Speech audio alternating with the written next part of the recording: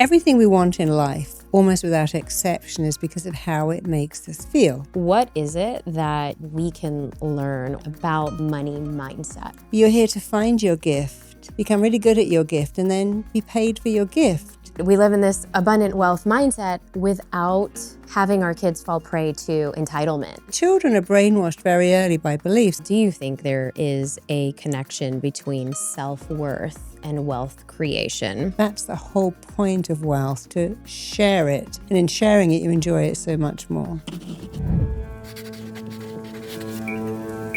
Hello, Brave Table fam. Welcome to another episode of The Brave Table. I'm your host, Dr. Neeta, and this is your destination, your oasis to be all things just a little bit more brave in your actions, in your relationships, and in your life. And today, I have a question for you. What is your relationship with money? Do you think we can brainwash your brain for success? Do you think we can rewire your brain to be rich? Well, my guest has just done all of that and more. She was actually our very first guest on our very first episode 3 years ago and 300 episodes ago. Maybe you'll guess who it is, but it's none other than my dear friend and world-renowned hypnotherapist. She has been a leader and a champion to celebrities, to heads of states, to government officials, to people that we know and love, to athletes. And now she's sitting with us today at the Brave Table. You're right, you guessed it. It is Marisa Peer, my dear friend. She's an internationally acclaimed therapist, speaker, best-selling author, and renowned for her transformational work in the field of mental wellness. As the creator of the Rapid Transformational Therapy, she has empowered hundreds of thousands to break free from limiting beliefs and unlock their true potential. With over 2 decades of experience, Marisa combines innovative techniques drawn from psychology, hypnotherapy, and strategic intervention to deliver profound, lasting change. Her compassionate yet bold approach has earned her reputation as a trusted advisor to celebrities, business leaders, and everyday individuals alike. She is not only a dear friend, but today in this episode, we actually go deep in the wiring of how to use neuroplasticity to rewire our brain, what the actual science is behind shifting our beliefs, where does that actually come from, and also, what are the key secrets to doing this in your family, with your business relationships, in other areas of your life? And if you are a mama or a parent, you might want to listen to this as well, because we also talk about this, how this actually helps raise our children to have money mindset beliefs and to even shift our dialogue around money and around the way we even view success and abundance. So stay tuned. This is a roller coaster ride, but buckle up because it's going to be juicy and good, and you might want to share it with a friend. So let's welcome my dear friend, Marisa Peer, on the Brave Table this week. Hello, love. Hi, how are you? Oh my gosh. So good to have you back. I feel like we are in a brand new season. We're both living in the same country for the first time. Well, actually not. We were in LA together, but we're back again. We're up the road now, though, so it's even nicer. It's nice. We started off right up the road because I was 5 minutes from you. That's and then you so went right. to Texas, and now here we are. And here we are. Again. And here we are. So, all right, you are the queen of helping us rewire our brain. Why is it that so many of us have these stuck beliefs around abundance? I just want to start there. Well, we learn what we live. And imagine living in a world where parents say, nobody likes you if you're rich, or, oh, look at that rich bitch. Look at those fat cats. Those people have got dirty money. And we hear stuff as a very young child. Those people have sold their soul to the devil. The Bible says pursuit of money is the root of all evil, and it doesn't. It says the pursuit of money at the expense of everything else is the root of all evil. So children are brainwashed very early by beliefs. And imagine you say to them, can I have something? They go, don't be greedy. I want never gets. Or your mum says, don't ask me. I haven't got any money. You're embarrassing me. Or, one of my clients said, I never ever took the piece of paper out of my bag saying there was a school trip because I couldn't bear my mother's tears because she couldn't find the money. And the mother said, I could have found it. And he said, no, I just always just said, I'm ill, I don't want to go. Because he had a belief we don't have money. Mm-hmm. And our beliefs affect us. One of my clients told me that every Saturday the grandmother came to visit. It was a normal thing. And she'd fold up this money and go, hide that. Your sisters don't get it. I only like you. But they won't like you if they know you've got money. So keep that secret. And this happened every week. And she never spent it. She just hid it away and said, I felt so bad having that money. Because she said, your sisters won't like it if they know that you've got it and they haven't, but I only like you. So she formed a belief if you have money and others don't, they don't like you. And all these years later, she could never bill her client. She had this weird block about if I have money, if I have more than you won't like me. And that's a very common belief. If I have more, you must have less. Like if I cut the cake and I take a big piece, you've got a little piece, so I'm greedy. And so we have a lot of conflicting beliefs about money. I want it, but what if I never know who my friends are? Yeah. I mean, we talk about being gold diggers and we say it's lonely at the top, which is not true. It's very crowded at the bottom. It's not lonely at the top. You and I know it's not lonely at the top. Lonely at the It's top. very nice at the top. But if you heard that belief, you wouldn't want to go there. So if you talk about dirty money, rich bitch, fat cat, filthy money, spiritual people shouldn't have money. I mean, where does that come from? Spiritual people shouldn't charge you any money. No one says anesthetists shouldn't have money. Dentists shouldn't have money, but spiritual people apparently shouldn't have any money. Yeah, this is a big thing. And I feel like a lot of times for our listeners and who are very philanthropic driven, or maybe they have gifts and they are healers or they're coaches, or they're people that want to do good in the world, in their community. But then they're blocked with this belief of, well, spiritual people shouldn't charge. Oh, the Baba that I go to, or the spiritual teacher that I go to. Oh, they just say, well, whatever you feel is right. But how are you going to actually put food on the table? And how can we reframe that for them? What is something that they could actually start thinking or practicing that can get them out of that belief? Yeah, well, the first thing is make a list. If you had money, if you had wealth, who would benefit? Make that list as long as you can. Would you pay for your sister's kids to go through school? Would you hire more people? And when you've made the list really long, then make another list about what's wrong with having money and make that very short. And then keep looking at your two lists because the long list will overrule the small list. You always want to, with the mind, overwrite. Just with computers, we're overwriting. So for us, I'm a therapist. We'll say, well, therapists shouldn't have money. But if I didn't have money, I could never have made my school program, which is completely free, which has transformed thousands of children's lives. We have lots and lots of free stuff. And of course, we have to pay for editors and camera crews and all kinds of stuff, which you can't do without money. So you have to think, okay, if I'm doing good things with money, if someone else is benefiting from me having money, can that override the guilt? Yes, of course it can. So starting to reframe it. And you having more does not mean someone else has less. There's a lot of money in the world. It's very unfairly distributed, but there's a lot of money. You having more does not mean anyone else has less. And I love that because I think the reframe of there is so much money in the world. So much money. That's just such a powerful reframe for I think so many of us who come from these backgrounds or, these immigrant backgrounds, children of immigrants where, a lot of times maybe there wasn't enough at the table. And so now then there is this overcompensation or the fact that I am not going to enjoy my money until then. The shoulda, coulda, woulda, right? I'm not gonna be happy until I put my kids to school. I'm not gonna take that vacation until I save X amount of hundreds of thousands of dollars. So what do you say to that? Because then again, it's delaying our happiness. It's delaying, or maybe it's even going to the root, which I know you love talking about. Like, am I enough? Am I worthy enough to even embrace money? What do you say about that?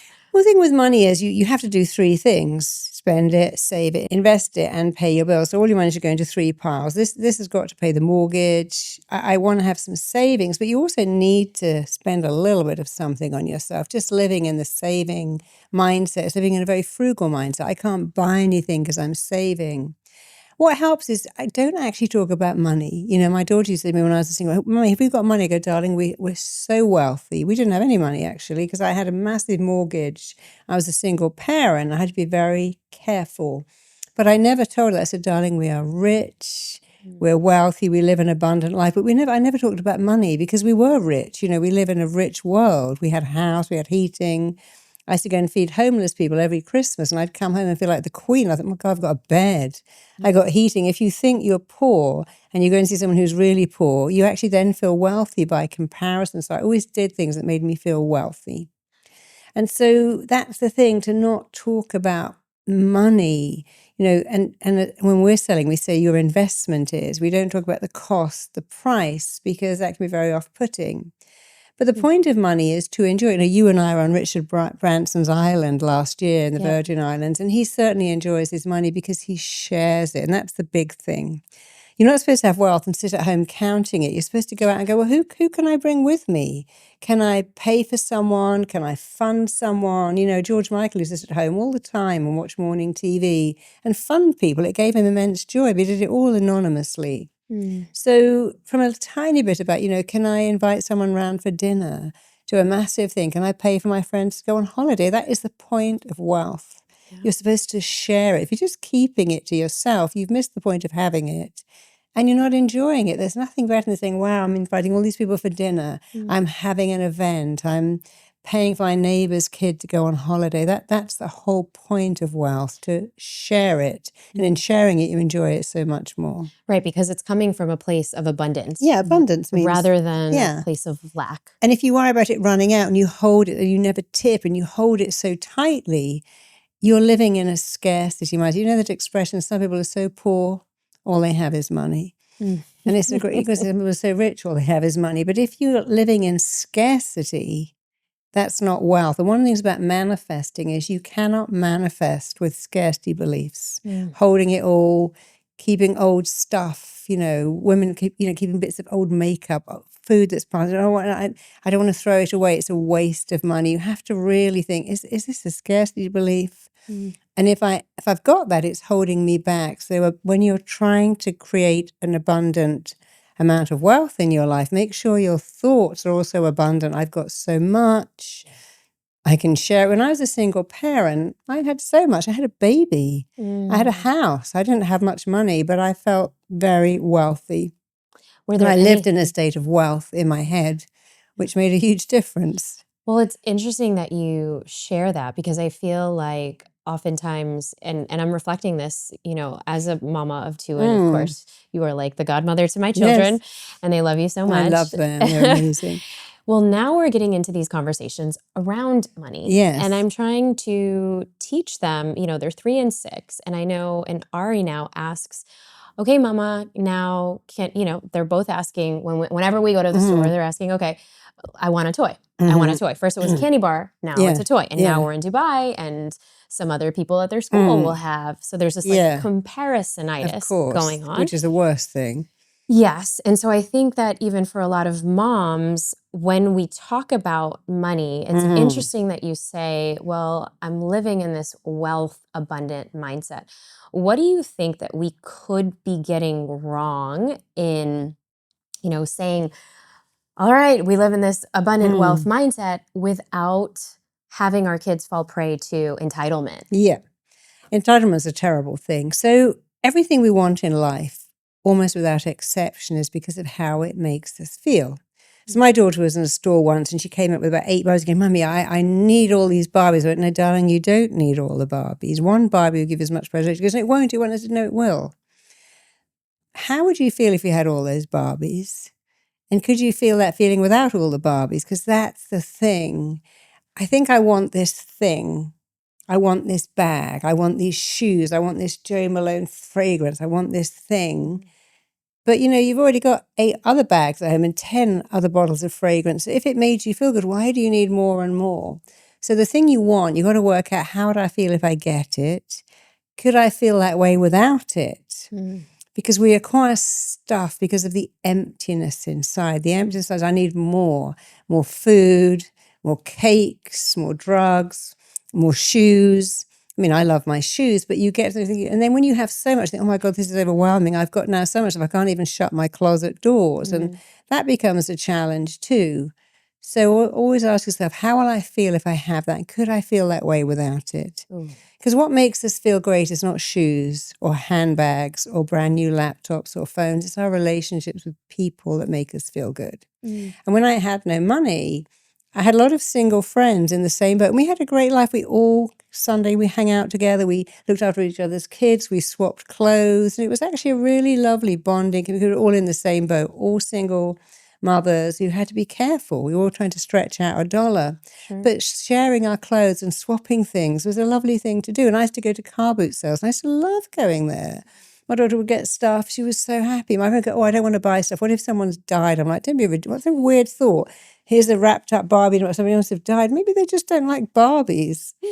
But if you look back at your happiest moments, they're rarely about money. They're about the day my baby was born, the day I got engaged, the day I got married, the day I went on that trip, the day something lovely happened. You know, my happiest moments are lying on the sofa with my cats. My husband makes great food, and that's really happy, but it's not really about wealth. I mean, you do need some money, but I have clients who've got so much money, and I would never swap places with them. They're so miserable. Their wealth actually handicaps. I was seeing somebody recently who must have 40 members of staff. I'm like, why have you got all these staff? I mean, he's trying to lose weight, and he's got 3 chefs cooking for these 40 members of staff. I'm like, you need to get rid of 2/3 of these people. Dog walkers, each child has a day nanny, a night nanny, a weekend nanny. I've got another client with 6 children. She has 18 nannies in her house because each child has a day nanny, a night nanny, and a weekend How nanny. many children do they have? 6. They have 6 kids, 18 And she went nannies. on, one of the nannies got sick. She sent out a replacement. That's not actually a great life. Oh my goodness. Okay. From someone who has coached and, had so much experience with not just people from royalty or heads of states or billionaires and multimillionaires and heads of corporations where, they have this so much of this abundance. What is it that you can share with us that we can learn or somebody else can learn about their money mindset? Well, I see 2 things. I see people who've inherited wealth, and they have they have tremendous guilt, and they're very lonely because tremendous wealth can isolate you. The head of the company doesn't go out on a picnic with the members of staff because they might be firing them next week. So the bad stuff is that you can feel very guilty with wealth and isolated and lonely, which is very much what I saw with this client with the 3 different dog walkers for one dog. But then I see the other side, that you see, the trick to money is you must enjoy it. And if you're worrying about all your security and your security guards and your cameras and your bodyguards and you never connect. I remember years ago going to a multimillionaire actress's house in Malibu Beach. I've never met a lonelier person in my life. I mean, her house was a fortress. She had so many staff. And it's like, if you worked in Target, you go out to the bar with your friends on a Friday night and you'd have a normal life. This person was so lonely. And so you have to go back to, what do you value? What sparks joy? And it's always going to be my friends, my children, my animals, my pets, my life.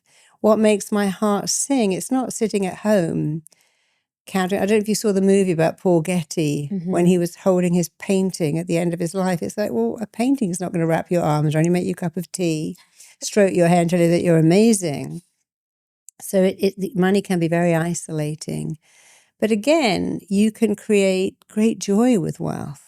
So it's what makes your heart sing, what makes you happy. How can money enhance that? How can it make it even better? What can you do? So what I'm hearing is tuning into the feeling of what that's going to give you. And, and I love that you, even though, raising your daughter as a single mom, you might not have had enough, as much in the physical world, but you're teaching her that she had so much abundance. Yeah. And so, and how was that impression in her, and how is she today? When she was little, she said to me, Mummy, you don't have to ask Daddy for money, you just put some plastic in the wall and the wall gives you money, because that's what she saw. The bank will give you money. So she saw me once having an argument with her father about money, and she said, Mummy, Dad, the bank gives you money, it isn't Daddy. And then another time about Christmas, when I said that's a lot of money, she says, Mummy, you don't buy the presents, the elves make them. So you see, small children live in a life of abundance. I mean, when you're in the womb, it's always 75 degrees. It's like being in the 4 seasons. You have 24-hour room service. Someone's always there. So babies are born with this belief, I can have whatever I want. That's why they cry in the middle of the night. Someone's coming to meet my needs because I'm worth it. I see that with my grandson, who's 8 months old, and just such a joy. But he'll cry and expect you to turn up. And then when you do, he kind of smiles. Go, oh, you've come to pay attention to my needs because they're worth it. And we have to ask what happens. What happens if people saying you can't have that? I can't find the money, which in itself is a little weird because you don't think, oh, I've got to pay my gas bill, I better go for a walk and find the money. But when you say to her, we can't find the money, it's a very disabling belief because we find a skill and we monetize that. So with children, you need to talk about other things. But you see, we do two things that are very weird. We say, if you wash the dishes, you can earn money. Take out the trash. So we pay them for very menial jobs and they get a belief you've got to do things you hate to make money. And that's wrong. Okay. So What with would my you do daughter, differently? I'd make her draw my Christmas card. She's an artist. I'd make, I mean, they break all the dishes anyway in the dishwasher. They do it all wrong. I'd get her to do stuff. I mean, I didn't always need the card she made, but I was trying to show her, look, on the planet, you're here to find your gift, perfect your gift, and take your gift to the world. So your gift is an artist, but you got to perfect that. And you got to learn other things like marketing and PR too. It's not enough to be an artist. If you want to be a successful artist, you must learn marketing, PR, joint ventures. But I always taught her very early. I would always get her to write cards and do stuff, wrap gifts. She'd always wrapped all the Christmas gifts. I hated the wrapping. So I'd pay her for that. But she was using her artistic flair. Okay. So she was getting paid for something she was good at and she was learning something else. Not I get paid for washing dishes. I get paid for this art, for my talent. So with your child, if they love cooking, try and give them pocket money for using their gift because then you're teaching them you're here to find your gift, become really good at your gift, and then be paid for your gift. And the value exchange. Nobody wants to be paid for taking out garbage, that's not, but we do that with our kids. We all do it. We think do. it's a good thing. It's true. But it's a much better thing to say, hey, you love writing.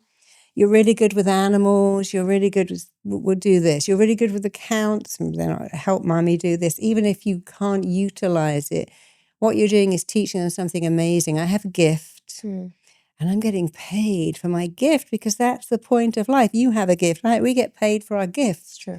I couldn't imagine being paid for gardening. I couldn't imagine being paid for cooking because I'd find that so, my husband loves cooking. I don't get it.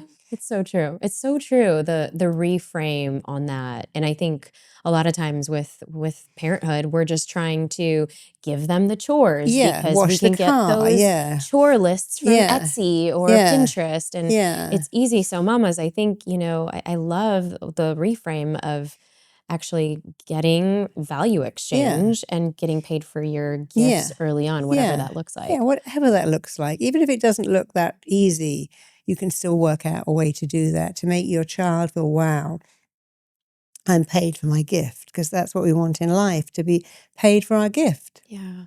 Well, and the other thing that I wanted to kind of double click on that you really, how important was philanthropic work for you, or to show the duality of it's so hardship important for children to learn about money? We've trained 20,000 therapists and they all do pro bono work. They all understand that we have 10 clients who pay and 2 who don't. And I've always done that, seen people. I remember years ago, somebody called me and said, my son's about to be expelled. I'm desperate for a session with you, but I don't have any money, but I'm a gardener. I said, you can do my garden. And actually, she did such a great job because she felt so grateful. She did an amazing job. And it's quite nice to do an exchange of resources. I rather like that. Oh, you can do something for me. I'll do something for you. But I think philanthropy is so important, because we're here to give, we're here to serve. And if you're just making money, you're just taking. And of course, nature requires a balance. After all, you can't give a breath without receiving one. You can't receive one without giving one. So if you're just a taker, try breathing in and holding it for 5 minutes until it feels, well, you can't actually. And if you're a giver, just keep breathing out, never breathe in, to realize that that's also totally out of balance. It's giving and receiving. I give of a skill. I give of a gift. I give of a talent. I give with my heart, but I receive. Nobody would say to a surgeon, you shouldn't really pay. You're fixing people's hearts here. They wouldn't say that to a cardiologist, but with a therapist, and especially a healer. They say, well, it's a spiritual job, but it's a transaction. It's an exchange of energy. And so when you're exchanging energy, of course, words have energy. So if you feel like guilty about asking people for money, say your investment is. Don't say the cost.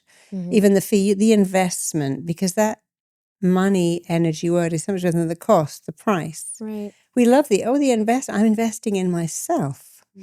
So everything has energy, words, thoughts, feelings, actions, and indeed money has an energy, but it really is just a transactional energy. And it only came about because, of course, years ago, I might have wheat, you might have chickens, and we might have swapped them. But if my wheat got ruined in the rain, I couldn't have any chickens. So we learned we had to sell the wheat before the chickens were ready. So we used money to make that happen. But it's still that transactional thing. I'm giving, Right. you're receiving, but you're giving and I'm receiving. Well, and what do you think is there? Well, do you think there is a connection between self-worth and wealth creation? And how does cultivating a mindset of abundance lead to becoming rich? There's absolutely a connection. Sean Connery, who lived in absolute poverty it was called the Projects. It's a very poor area of Glasgow. He said, I had a picture of a gold Rolls Royce on my wall, and every day I said, I'm having it. I didn't say one day I could, that's my car. You see, that's the mindset of not if. I wish I could have that. I dream of it. He said, that is my car. That's my car. And So he you're claiming said it. Yeah. He stated it. He affirmed it. He embodied it. And of course, the brain's job is to make your thoughts real. And when your thoughts, I wish it was my car. I'll never have a car like that. That's out of my reach. It's simply, that's my car. And of course, he created phenomenal wealth because he was in that state of expectation. The problem is we've read The Secret and think, I can just sit here and go, Om Shanti, and it's going to fall out of the sky. Yes. Can we talk about that? Yes, of course. Can we talk about that? That's a huge problem I see today where people say, I'm just going to manifest wealth. I'm going to manifest love. And not do anything. But people say, I'm looking for love. Where are you looking? Oh, I haven't left the house, but I'm looking for love. But you're not looking. I go to the yoga class. How many men are there? None. So you're not looking for love. Assuming you want to be with a guy, you might want to be with a woman. But if you're looking for a man, you say, I'm looking for love, and you're not getting off the couch, then you're not looking for love at all. You have to be very proactive. So for wealth, you have to think, okay, I would like to create wealth. What are my talents? It's very hard to make money doing something you hate, and it's much easier doing something you love. So first of all, what makes your heart sing? What do you love? Could you monetize that? And then find someone else who has. Who would have thought that Anastasia could make millions from shaping eyebrows? So true. Who would have thought you could make them from selling stinky old trainers? The things people are buying now. My grandmother would design a vagina. I've never heard of such a thing. But we have a whole new world of things we're buying. What's that called? A vajazzle, where you put little diamond things in your pubic hair. People have never heard of that 100 years ago.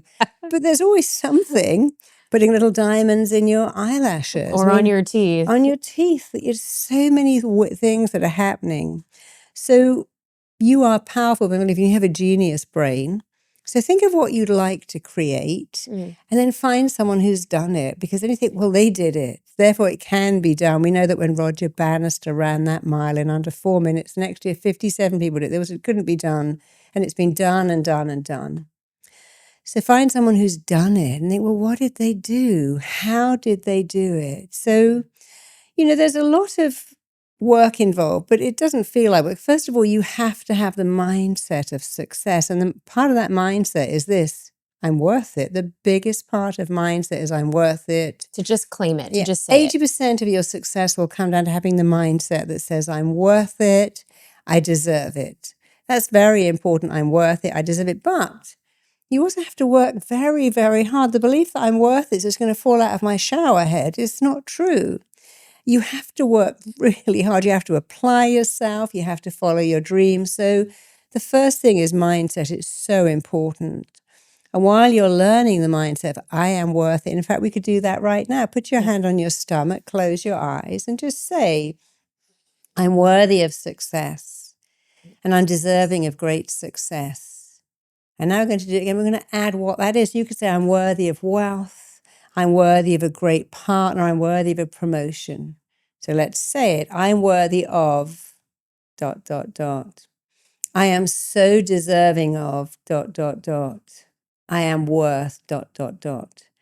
And 5 things will happen as you say that. The first thing is you often feel very, very tearful because you feel a great sadness that, well, I should have been doing this 10 years ago. The second thing is anger. I don't even like that Marisa Peer. She's lying to me and I feel angry. The third thing is actually fear of change. What if it comes true? Because, of course, we fear change, but the truth is you can control the direction of change in your life and make it change for the better, then you don't fear it. So if you fear change, go, okay, I'm going to control the direction, make it change for the better. The fourth one is, this is just silly old woo-woo. But silly old woo is actually quantum physics. Quantum physics says I'm energy, you're energy. And if you change your energy, you can change mine and I can change yours because we are energy, we vibrate an energy. And even words have energy, thoughts have energy, beliefs have energy. So the fourth thing is this silly old woo-woo, but silly old woo-woo actually works. It's quantum physics, the most reliable science in the world. And the fifth thing is you go, oh, I love this. It's working. So whatever one of the 5 you're doing, if you feel sad, tearful, fearful, or you want to reject it, that just means you haven't let it in to do it again and again and again until your mind goes, here you go again. I'm worth it. And then it will sink in. You see, if you put olive oil on bread, it will sink in, but so will fly spray. So be careful what you introduce to your mind is going to go in. If I have a warm bit of bread and I put eye drops on it, it will go in. So a delicious organic butter. But we've got to be careful what we introduce. So while you're introducing this, I'm worth it, and you're working on mindset, you've also got to work on mastery. Master yourself. No matter how good you are at something, like I'm very good at therapy, I've also had to learn speaking and presenting and PR and all these words about search engine optimization, which is not in my remit because I'm a therapist. But when I began to write books, I understood something. Which titles sell? So people don't buy a self-help, but they buy a promise. If you can put a promise in and think, I can make you thin, you can be rich, thin thighs in 30 days, which is not true. But if you can sell a promise on a book cover, so that sucks. Now, what was a promise? Because it was saying, now what? So we have to learn to be smart. So now I'm mastering something. I can write a book, but I can't write what I want. I've got to write what people want to buy. Otherwise, what's the point? So now you've got to master something, master writing, master editing. So when I wrote my book on conception, I wanted to call it Get Pregnant. But people search for trying to get pregnant. And that word trying is, I hate that word because trying is very trying and trying implies failure. But I had to call my book Trying to Get Pregnant and Succeeding because that's the most searched for title, even though I hate that word and would never say trying. So you would have called it just Get Pregnant. Yeah, get pregnant. Get pregnant now. But that's not what people search for. Wow. So you have to learn to think, okay, so my daughter's an artist. I say, darling, you always painted. You paint what you like, but sometimes you've got to paint what your customer likes. You've got to think about what are they looking for? So it's one thing to be an artist or a writer, but if you want to be a successful artist or a successful writer, who is your market? Who are they? Yeah. What are they looking for? And also, what's your message? You've got to have a great message. And the message is very important. So marketing, messaging, mastery, mindset, all of these things must be learned in order to have abundance. The manifesting bit is the last thing you do. The first thing is mindset. Okay. I'm worth it. I deserve it. Over and over again. So all of these affirmations. Over and over again. And I call them statements of truth because affirmations is every day and everywhere. I'm getting better and better at what? Having a headache. You want to be very clear with your brain. I like that. Statements of truth. Statements of truth. Love it. I am phenomenally successful and I'm earning millions of dollars because my product is, imagine Sarah Blakely, who I know very well, who created Spanx. She's amazing. She's amazing. She never had any investors, but she rang Bloomingdale's a lot. They weren't interested in her, but she had the mindset of persistence. She called back and she called back and she said, if you could just see this product, you will sell more clothes.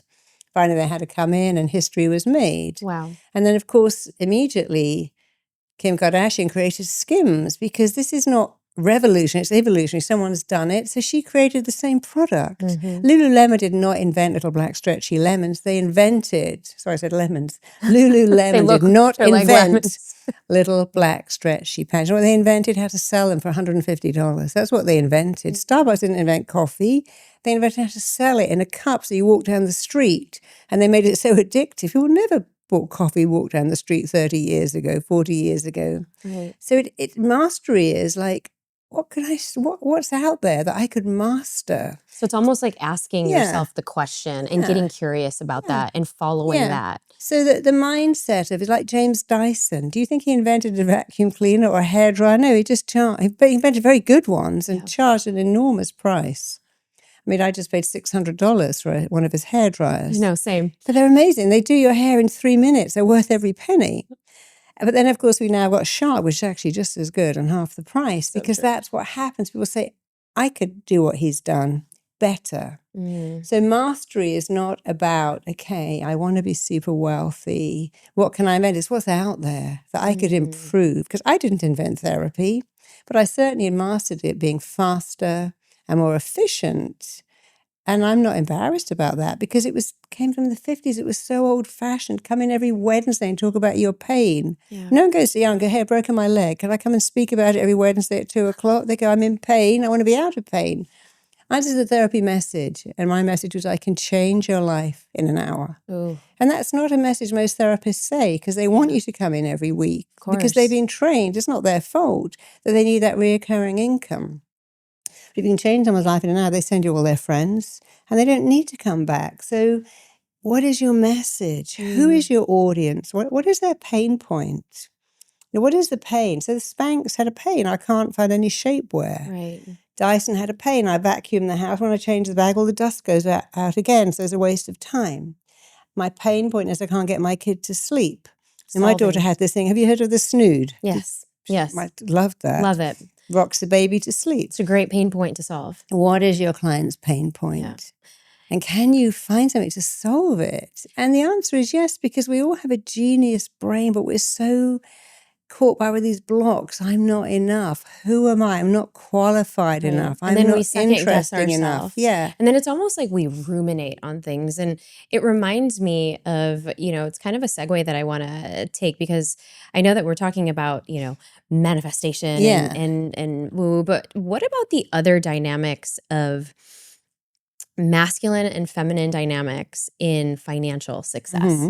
So let's just say if the man is making more than the woman or the woman is making more than the man, or the fact that maybe there's powerful women who are single, who are like, okay, I've done all of this.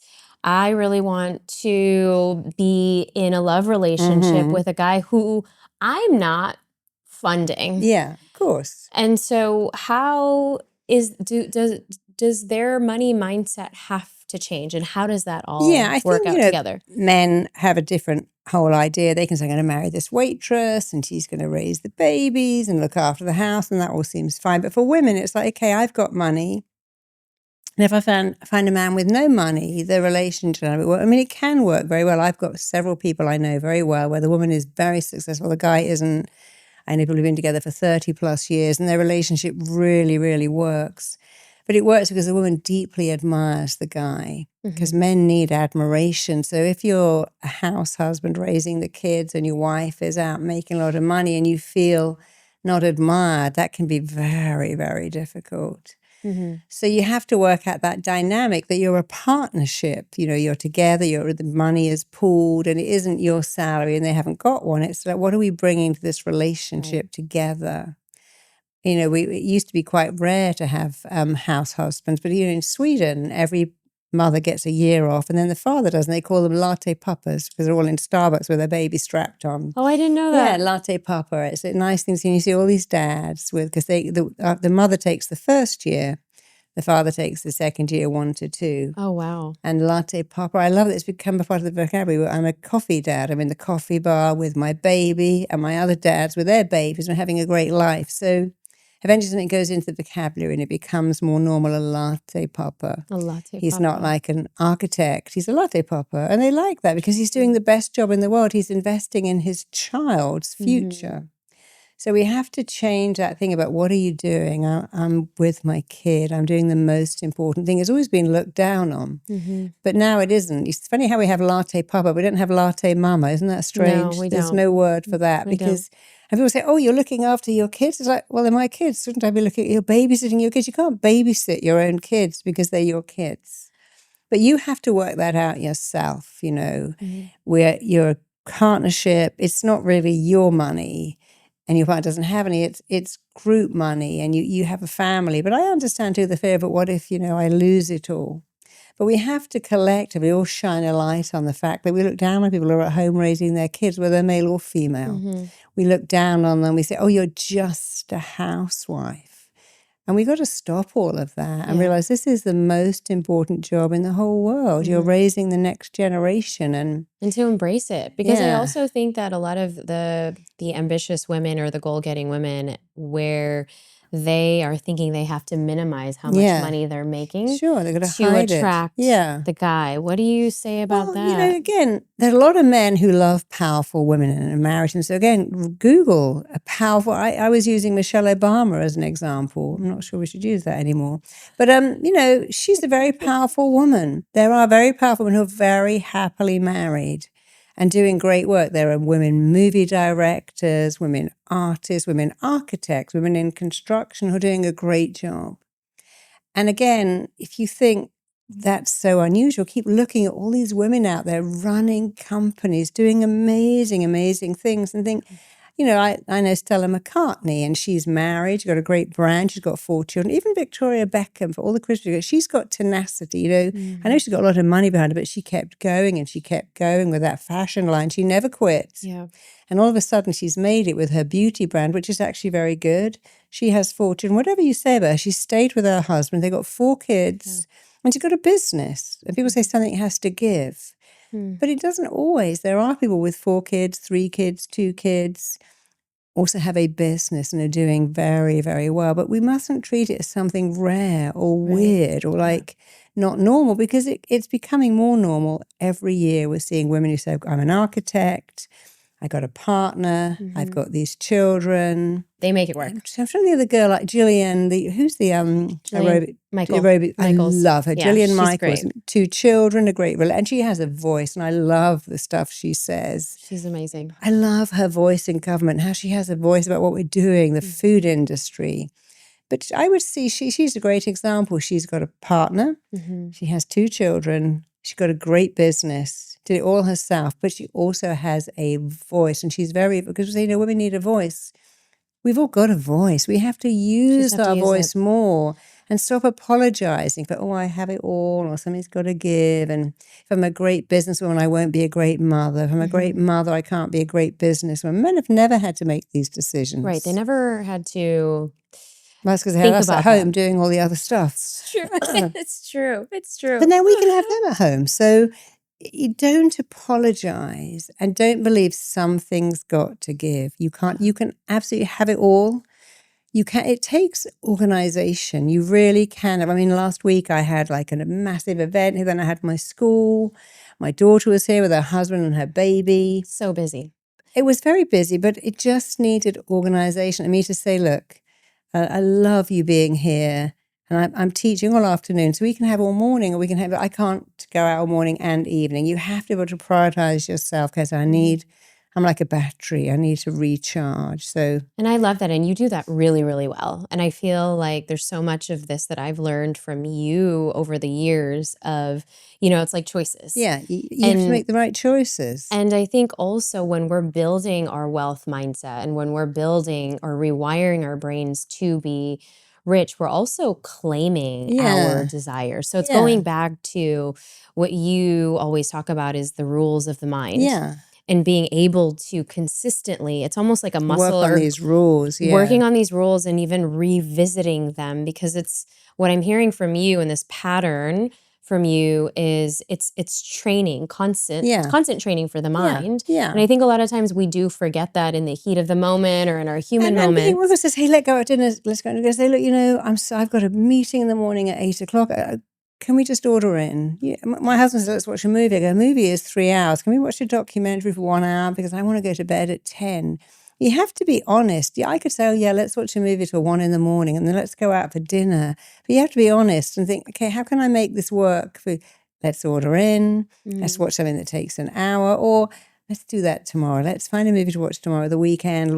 Let's pick this restaurant. But you have to be able to say no. Yeah. And women are very bad at going, I didn't really want to go, but I felt I should. You have to say no. Right. I have to conserve my energy. I have to look after me. You are the most important person. If you must prioritize yourself, go to bed early, eat really good food. I mean, simple things, drink enough water, get enough sleep, put better food in your diet, and hydrate more. Those 4 things make a massive difference. And say no. So true. It's a big You deal. can't say no. Yes has no meaning. You know Helen Mirren, they said, what do you regret the most? Because I wish I said fuck off so much more. And that's my biggest regret in life. I didn't say fuck off. And I love that. What a great thing to regret. But women have to say no. No, I can't babysit your kids. No, I can't have your kids. You just did that with your daughter. Yeah. Well, and I want to, because I know we're running low on time, but I wanted to also bring up, so you have certified over 20,000 people. 20,000, amazing. With RTT. Yeah. And what do you think the biggest reason for the success has been in certifying that many people and across the globe, not just in London, not just in the US? Men and women too. And a lot here in Dubai, about 500 now in Dubai. I just finished my second training here last year. Amazing. Well, it's a combination of things. I knew I had something unique and I knew it worked. So I had that. But you've got to be brave. You've got to stick your head above the parapet and go, hey, this is great. People say, no, it isn't. People write me and go, how dare you put the word rapid in front of therapy? That's offensive. Don't you know? Therapy is a journey of pain. Actually, no, I didn't know that. I didn't, and I've never found that actually, but you found it, so that's fine. But you have to be brave. You have to be able to say, hey, I've got something. And if I was given this thing, then surely I was also given the right to share it with the world. But that's the standard. I've got it. I'm scared to share it in case you don't like it or you're mean to me. But you've got to say, if I was given it, if Ed Sheeran was given his voice, was he supposed to be a plumber? If Beyonce was given her voice, was she supposed to be a nail technician? We're all given a gift. Every person has a gift. But if you have a gift, your next step is you also have the gift of sharing it. That requires work. It's like you and I have written books. I find writing a book easy. The hard work is actually getting it to sell. Yeah. That takes so much more work, going on talk shows, going on book signings, writing constant stuff for magazines to keep your book in the public eye. And that is work. But if you can, okay, I've got a book and it's a great book, but now here comes the work, making that great book sell. And that's the thing we think, oh, I thought it would just sell itself. So your thing is to understand you have a gift. You also have a job, which is to share that gift and take the criticism. For one person who loves you, somebody else won't, and that's okay as long as you love you. And now, what do you see the vision for RTT to expand into? I mean, my vision's always been to put it into the school system. That's always been my greatest drive, is to put myself out of business so that the next generation don't need therapy. I'm very clear on my message. I want to put myself out of business. I love that. So the next generation don't. Of course, that's not going to happen, but what a vision if the next generation had therapy in schools and didn't need therapy as adults. And we're doing it. We've got our system in thousands of schools, actually. Amazingly, especially here in Dubai, where they're really embracing it. And so we've got it in the school system, and it's a wonderful thing. So my message, I think, for RTT, and also my new book is called Rules of the Mind. And that's I love that. Really important to show people, look, the mind has certain rules, and if you can apply them, you can have anything you want. You can have it all the time. You know that expression, take whatever you want and then pay for it. Someone said to me last week at my talk, I had my 4 kids fight. Like, why did you have 4? 4 kids, of course, you should have had 1. If you don't want your kids to fight, have 1. I mean, you have 4 kids, now you're complaining they fight. That's what they do. They're learning. It's called age-appropriate behavior. They're not difficult. They're not wild. They're just age-appropriate. Wayne Dyer used to put on sounds of whales mating when his 8 kids fought, and he said that it was a great thing. I thought, I'm just listening to the dolphins, and they'd all stop in the back of the car because he couldn't stand the sound of the whales mating. So it's quite interesting that, we want something, then we complain about it. Oh, my boss is so difficult. My kids are so messy. My husband is so untidy.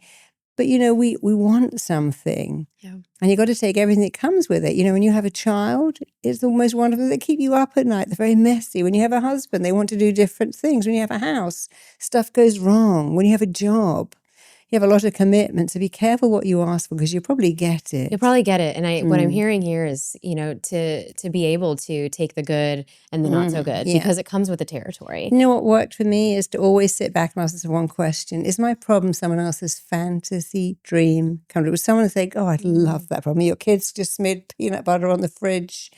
Your cat's just thrown up on the carpet. I can't have a cat. I've got tiny problem. I haven't got a kid. I'd love that. But your husband leaves his underpants. I would love that problem. So if someone would think your problem is their fantasy, you're already winning. And what would you have given for that problem 20 years ago? Ooh, yeah. Well, you've so got a good. home and things go wrong. But what would you have given 20 years ago for that problem? I'm juggling my husband, my kids, my office. I've got my own business and I've got difficult clients. That is a fantasy for someone else. And if you think about it like that, it changes everything. It changes and it reframes. And I think always everything is about the reframe. And it helps for anybody who is trying to rewire their brain for wealth and for success and to become rich. Because I think oftentimes, especially if you have a belief that is, all right, more money, more problems. Well, what you're sharing is, well, what if that problem becomes somebody's fantasy? Yeah, exactly. And I think that's got so much weight in it. Marisa, you always have these amazing gems that I want to extract every time you come on the podcast. So we have this section called Spill the Chai, where I ask you some rapid fire questions. All right. I think I know this answer, but coffee or tea to kickstart your day? Always tea first thing in the morning. Of course. And how do you make your tea? I have English breakfast tea with a little bit of coconut milk, which I love. Amazing. Any honey or sweetener in it? No sugar. No sugar. No, Yeah. I avoid and that. Do you let it steep? No, I like it very weak. Okay. I remember that. Amazing. What is one word that defines your approach to transformation? I would say courage. Courage for me, courage for my clients to go back and take a look at what's happened and reframe it, because all therapists want to find the pattern, understand the pattern, change the pattern. Fortune favors the brave. Be brave. So good. Should men always pay the bill in dating or marriage? Does this affect self-worth and relationship power dynamics? I think years ago that was how it worked because men had money, but now I think it's very hard for guys to say, you earn the same as me, I've got to pay for everything. I mean, my husband will often pay for something because I love the energy. He likes to buy me stuff. But I think we're in a modern world, and I think you really should split the bill, maybe on a first date. But if you're with someone and you're earning the same amount of money, don't make them pay. It's really unkind. It's a good thing to practice for sure. What's a piece of advice you hear all the time that you secretly think is BS? Therapy takes a long time. So good. What's a common limiting belief, since you've worked with so many celebrities, athletes, and billionaires, that they all have? I'm not enough. It's so common. It affects 80% of us. I'm not enough. And there's so many ways to be like, I'm not worthy enough. I'm not interesting enough. I'm not talented enough. I'm not attractive enough. I'm just not enough. And it's not even true. It's not true. What's something about your work that people always get wrong? I think that it's hard. It's not hard. It's easy because I love it. Yeah. And you make them feel so seen, and you make them feel so heard. And I feel like even at a party the other day, I saw you were getting, kind of just like cornered because so many people were just like, all right, heal me right away. But that's what my job. I like to do that. And that's the thing, when you do what you love and you love what you do, although I work very hard, I also feel I've never worked a day in my life. So always do what you love and love what you do because it's so rewarding. So good. What's one spiritual belief that actually is harming people instead of helping them? That if you're poor, God wanted that for you. Oh, wow. I hate that. Even David Jones said, being rich means God loves you. It's like, how offensive people who are not rich. Does that mean God doesn't love them? I hate that God wanted you to be poor. He wanted you to be small. No, he didn't. He wanted you to have everything. And that's what your book is about. Yeah, having it all. How to have it all. All the time. The rules of the mind. And nothing has to give. And nothing has to Not even your sleep. Wow. Nothing has to give. See, I've trained myself to sleep in the car. I can sleep anywhere because that's the thing about when you're doing a lot, sleep. But you can learn to sleep anywhere at all. In fact, we're just creating a sleep shop, funnily enough. When we're on Amazon, we're having sleep pillows, sleep masks. Your whole system resets when you sleep in pitch black, even your metabolic system. magnesium butter, sleep sprays, because sleep is something we keep sacrificing. We really shouldn't. Oh my goodness. Well, we'll have to put it in the show notes when it comes out. Good. Thank you. And we'll put also your next upcoming retreat for RTT in the show notes as well. And we're so excited. We'll have to bring you back part 3 when the book comes out. Thank you. And I love Brave Table. It's a great title. Thank you. Thank you, love. You're welcome. Thank you for always pouring into our community. And thank you for our beautiful friendship, which I cherish. Oh my gosh, for so many years, love. Yeah, so many years. All right, love. Wow. Welcome back to the other side. If you are inspired or motivated to perhaps maybe take the reins and change your life, RTT, Rapid Transformational Therapy, like I said, transformed 20,000 people in so many countries around the world. I'm going to link that in the show notes. I've also linked where you can find more with Marisa Peer on all of the interwebs, from YouTube, Instagram. She is everywhere. And I will also link 3 additional episodes. If you're curious about retraining your mind, we have 3 additional episodes that will help you go down further in this journey for yourself. And if you are new and watching this on YouTube, what are you waiting for? Please hit the subscribe button. It really helps us grow the show more than you know. We are always looking for you to let us know what you loved about this, how this has this changed your perspective in your life. And maybe if you shared it with somebody, or if you feel compelled to, go ahead and share this with a friend, a bestie, to get them to be a little bit more brave, to help them come out of their perspectives and perhaps maybe think differently about their mindset, about their belief systems, and about abundance and their money. So without further ado, I will see you next time. And don't forget to be just a little bit more brave. You know I've got so much more in store for you. So if you are really ready to dive in and keep owning your emotions like the boss that you are, click right here. Go ahead, don't be shy. I'll see you in the next one. Keep shining.